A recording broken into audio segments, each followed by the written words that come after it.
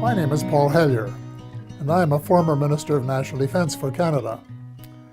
This disturbing message is for the several million Americans and others who were kind enough to listen to the 22-minute presentation at the Citizens Disclosure hearing in Washington in May 2013, and for anyone else who cares deeply about the future of their country and the planet Earth.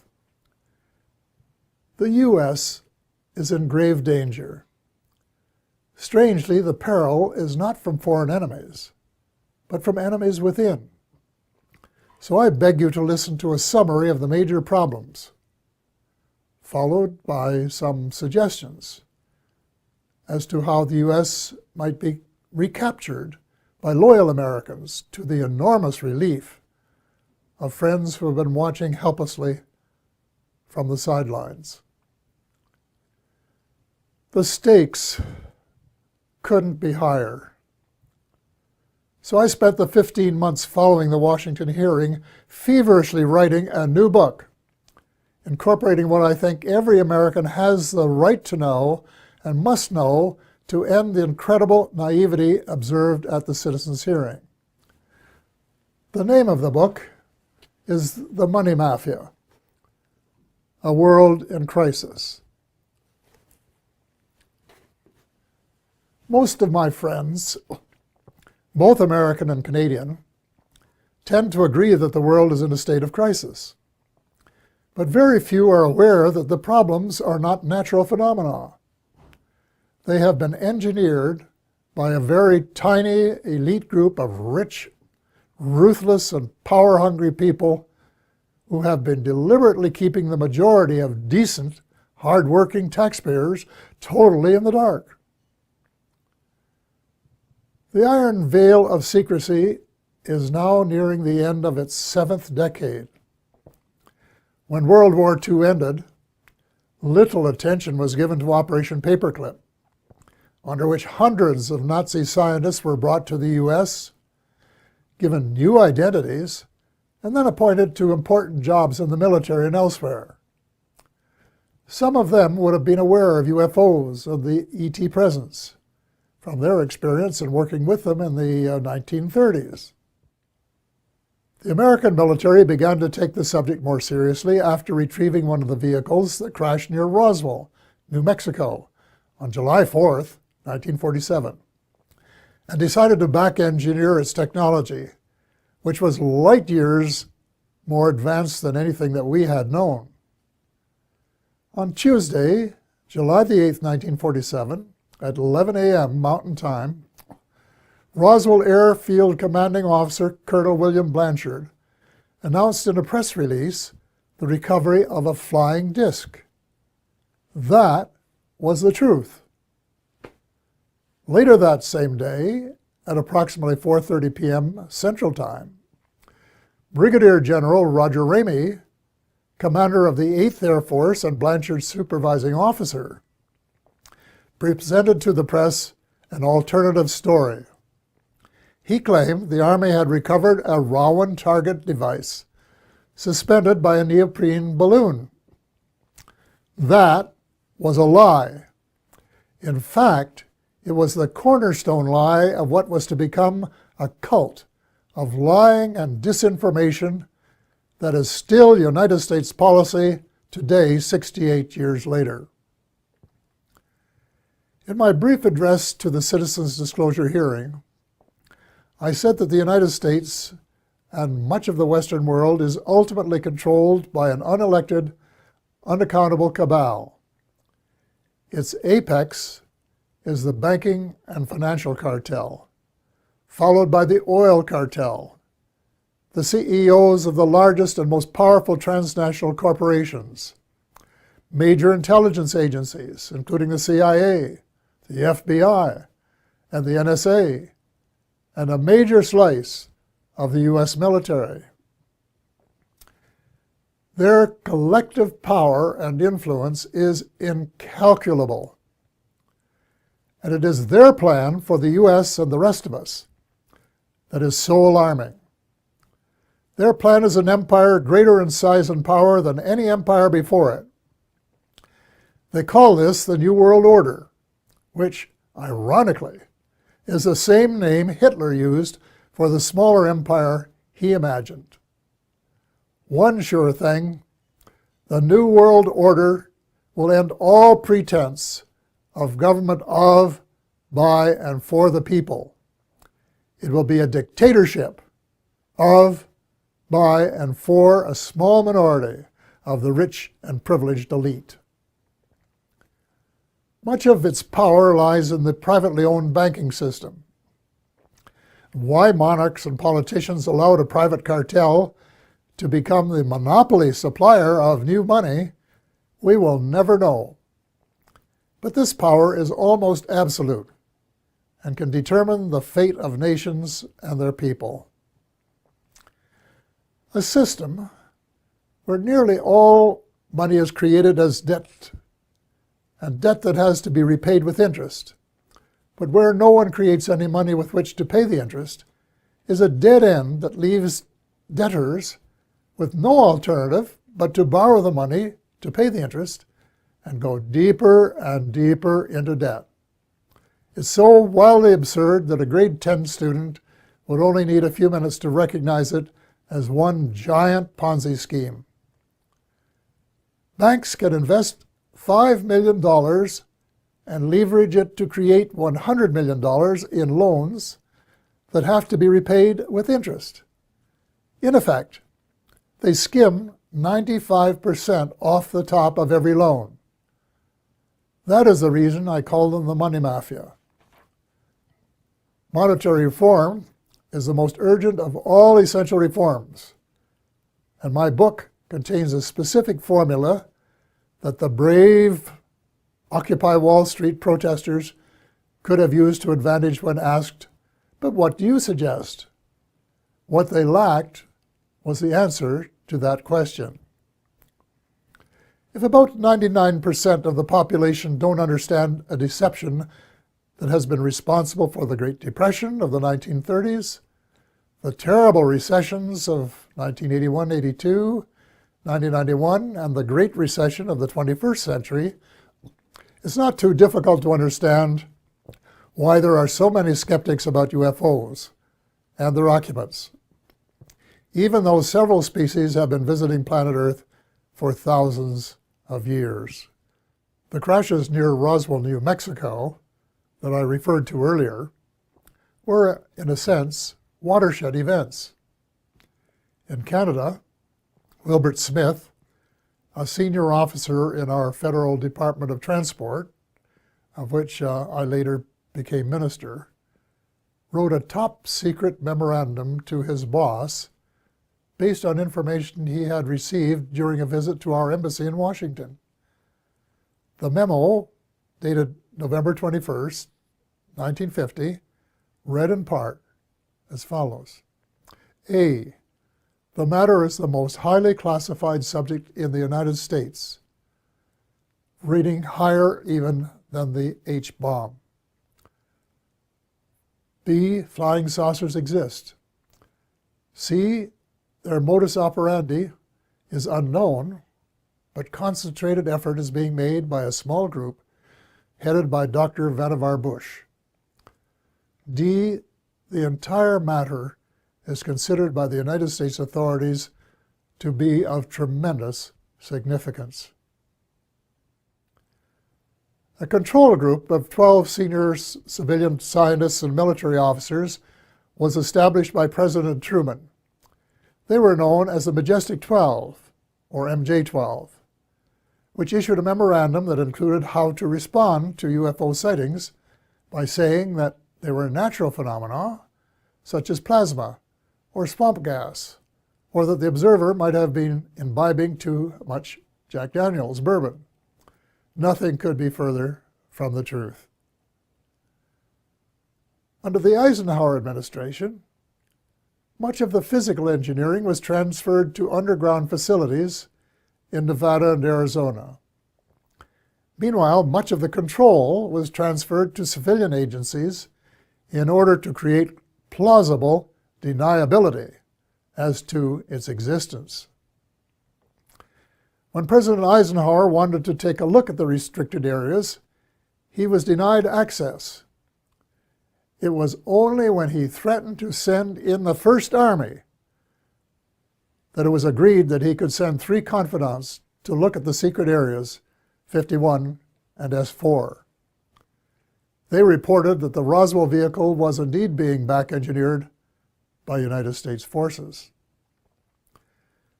President Eisenhower was so distressed by the situation that he included in his farewell address to the nation that his fellow Americans should beware of the military-industrial complex, which, according to one witness, was his way of saying that the ET file had fallen into the wrong hands.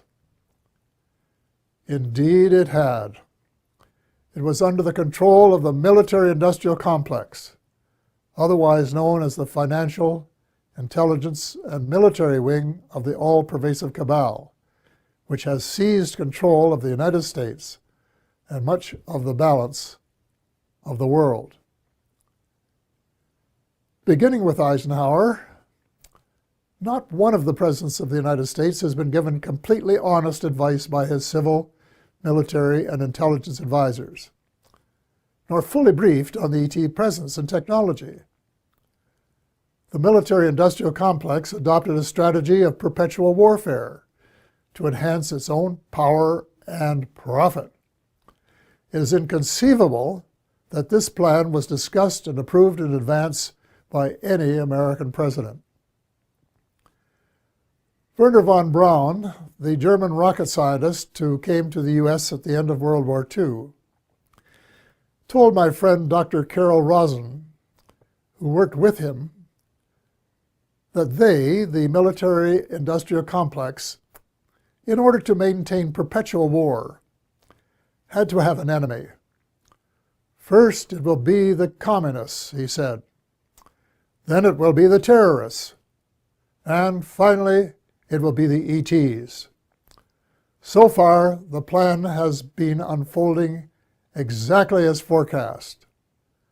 The cabal, sometimes referred to as the shadow government, has been in control. When Sarah McClendon, veteran White House reporter, asked President Bill Clinton why he didn't do something about UFO disclosure, Clinton replied, and I quote, "Sarah, there's a government inside the government, and I don't control it." End of quote. Imagine the President of the United States and Commander-in-Chief of the Armed Forces isn't cleared to know what his troops are doing. Well, with the end of the Cold War, the Pentagon wrote a new defense plan, popularly known as a project for the new American century.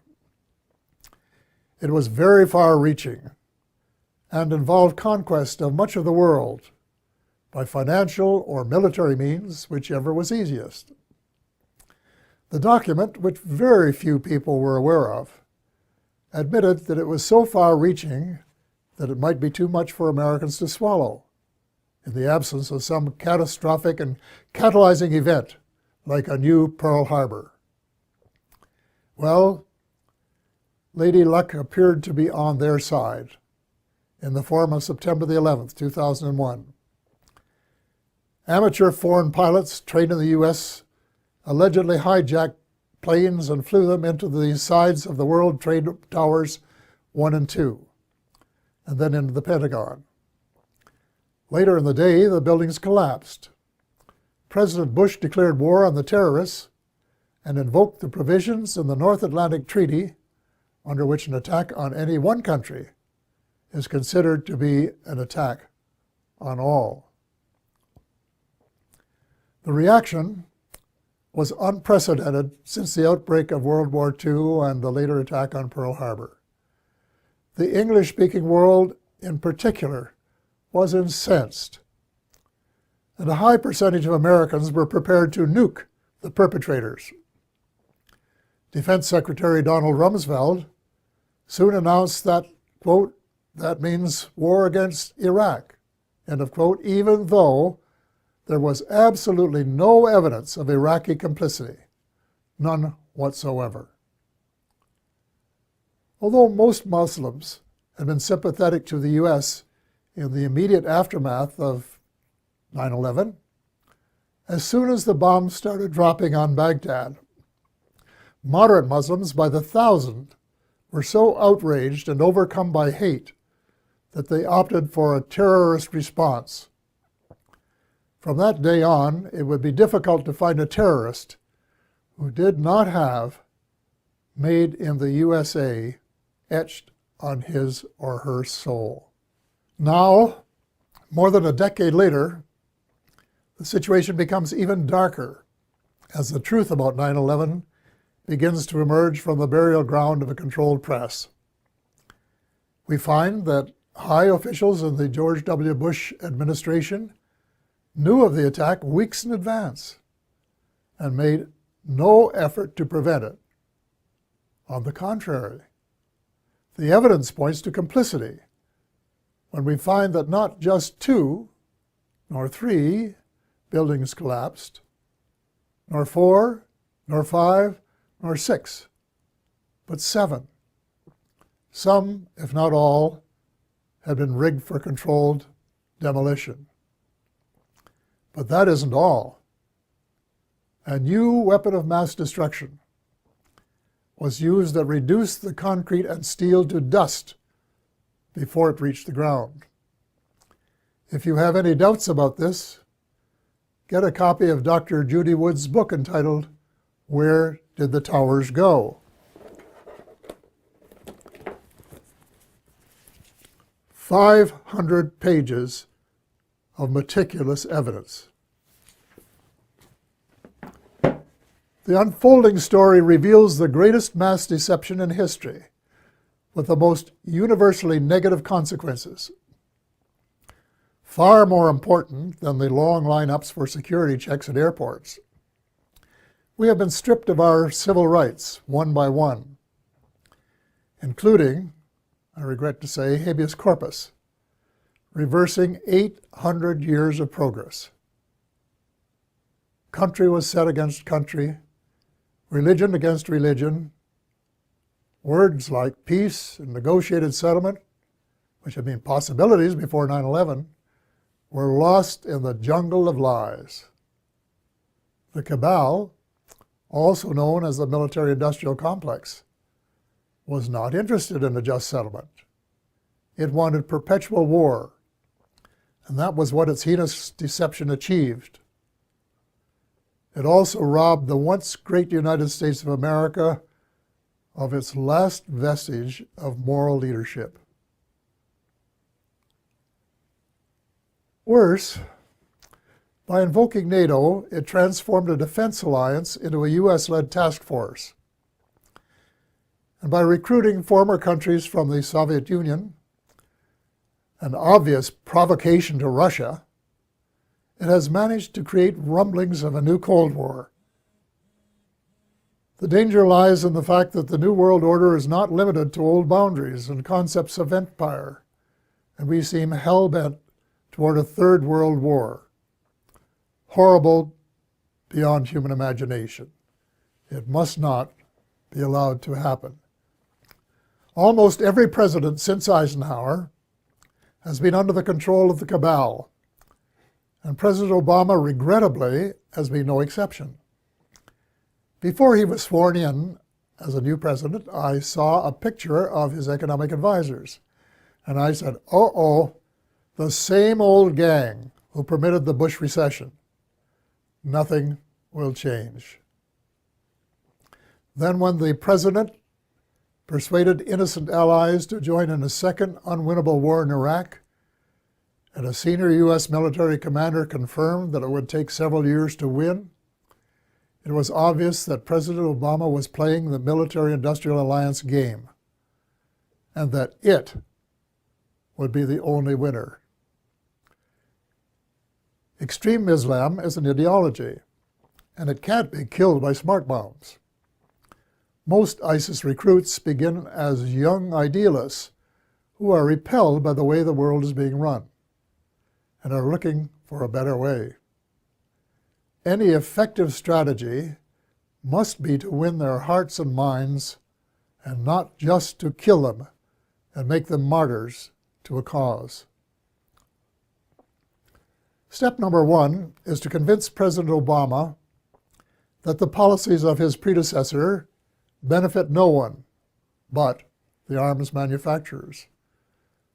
So all non-Muslim members of the coalition should withdraw from the war against the Islamic State and begin to reverse all of the wrongs committed by the West in recent years.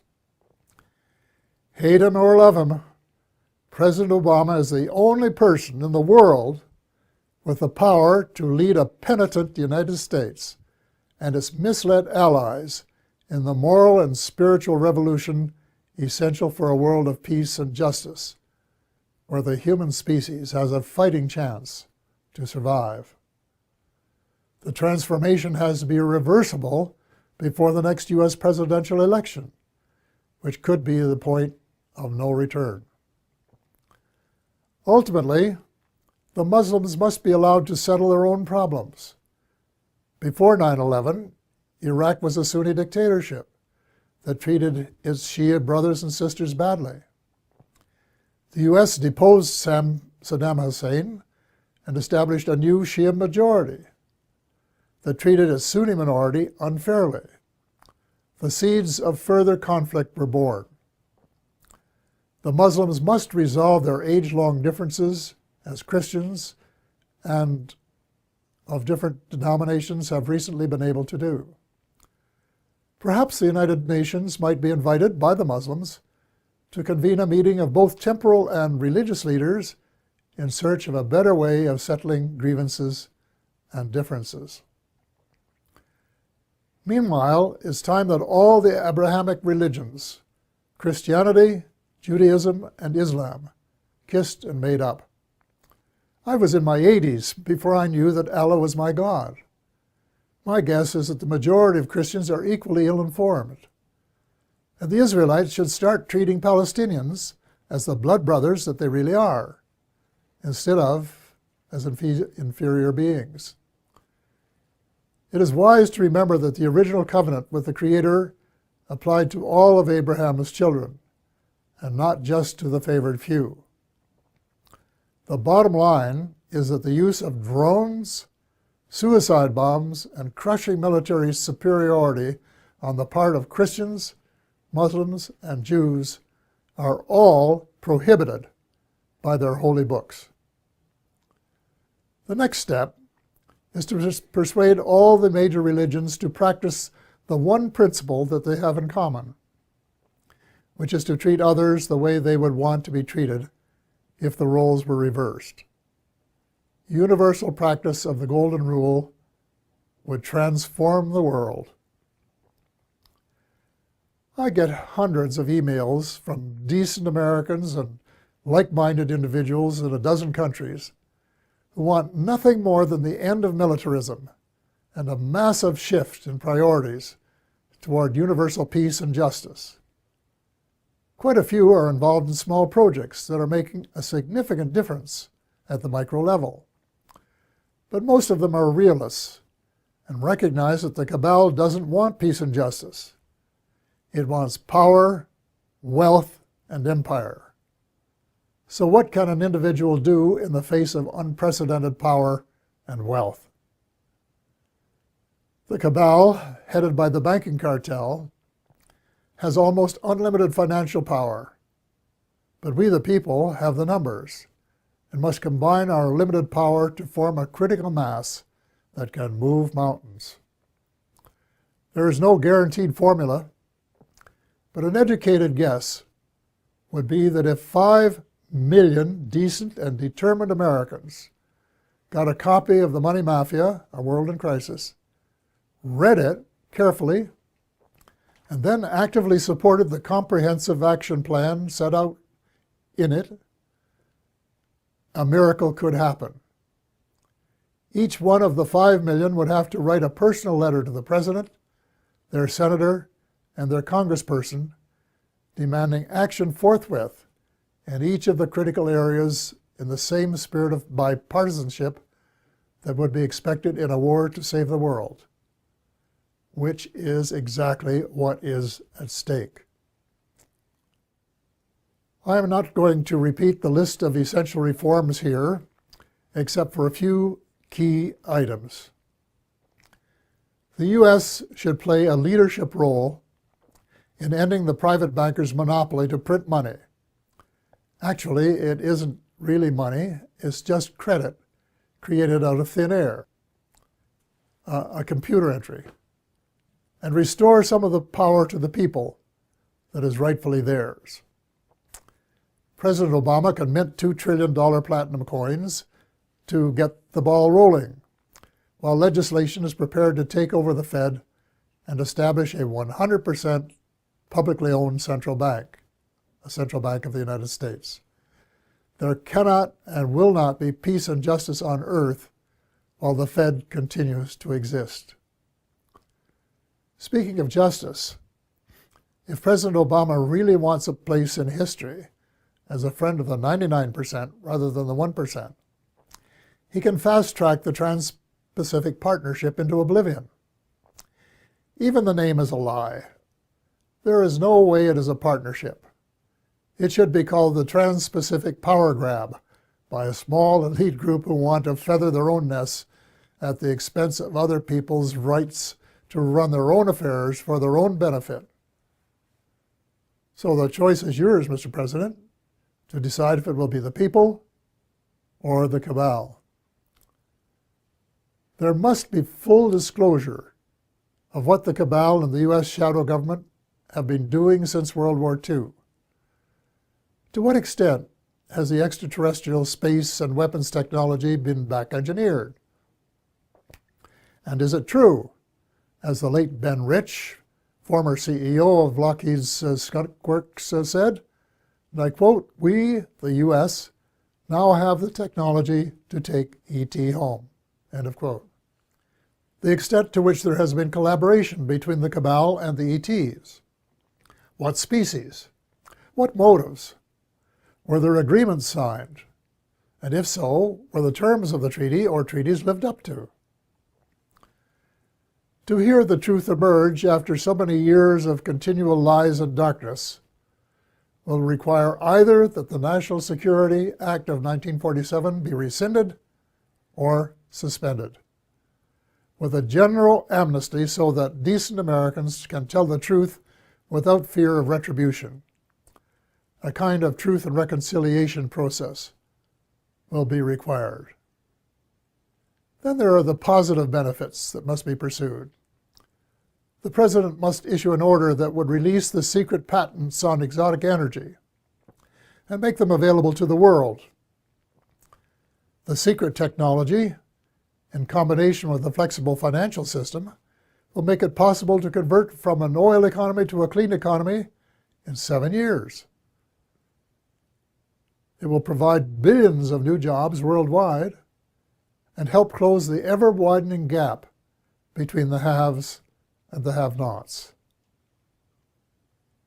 Simultaneously, a project should be started to restore our oceans before the food chain has been permanently broken. In addition, worldwide programs of forest preservation and reforestation should help provide the carbon sinks essential for greater stability in weather patterns. Speaking of changing weather patterns, full disclosure should give us a better idea of how much weather patterns have been altered by government tinkering. Due to restraints of time, space, and expertise, my book makes no mention of either chemtrails or the high-frequency active auroral research program known as HAARP. But from what I have heard and read from credible informants, I would say that they are Satan's illegitimate Siamese twins of death and destruction. If so, they should be terminated at once and relegated to the netherworld from which they came. And before the people of the world become aware and launch a $10 or $20 trillion class action suit against the United States Air Force, its contractors, associates, and suppliers. A visit to the battlefields of World Wars I and II in November of last year affected me profoundly. The slogans were everywhere. Never again. We had seen the horror of man's inhumanity to man, which was sordid beyond belief. Yet as I reflected on the real world of today, I thought that the millions who gave their lives had died in vain. Even before the Second World War was over, a group of greedy, self-centered men were plotting the next round, and they have been working assiduously at their plan.